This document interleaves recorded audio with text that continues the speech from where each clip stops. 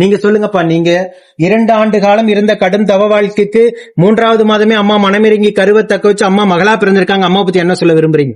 அம்மாவோட சக்தி நல்லா இருக்கு. சந்தோஷம். நாங்க நினைச்சது நிறைவேறிச்சு. ரொம்ப சந்தோஷமா. யாராலையும் கொடுக்க முடியாத ஒரு பொக்கிஷத்தை அம்மா வரமா கொடுத்திருக்காங்க. அடுத்த கருவையும் தக்க வச்சு இந்த குழந்தைக்கு ஒரு ஆண் வாரிசையும் அம்மா வரமாக தருவாங்க.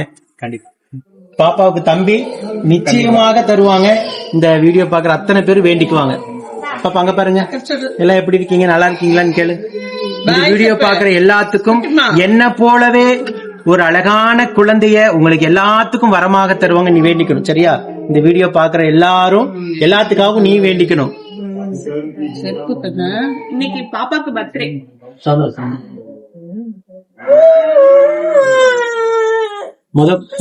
ஓம் சக்தி. சேலம் மாவட்டம் பொன்னமாப்பேட்டை மாரியம்மன் கோவில் தெருவை சார்ந்த பவித்ரா சங்கித்குமார் தம்பதிகள் திருமணமாகி 2 ஆண்டு காலம் மழலை செல்வம் இல்லாம நம்ம சேலத்து மகமாய தேடி வந்து 2 அமாவாசை கும்பப்படல் பிரசாதம் வாங்கி சாப்பிட்டு இருக்காங்க. தாங்க அங்க பாரு, ஒரு நிமிஷம் அங்க பாரு, அங்க பார்த்தோங்க. 2வது மாதம் கும்பப்பள்ளி சாப்பிட்டு 3வது மாதமே அம்மா கருவை தக்க வச்சு அழகான பெண் குழந்தைய சேலத்து மகமாயே மகளாக வந்து பிறந்திருக்காங்க. பிரதனியா இன்னைக்கு முதல் பிறந்த நாள் அன்னைக்கே வந்து அம்மனுக்கு வேண்டுதல் கடனை செலுத்திட்டு உங்க முன்னாடி சாட்சியா நின்றுட்டு இருக்காங்க.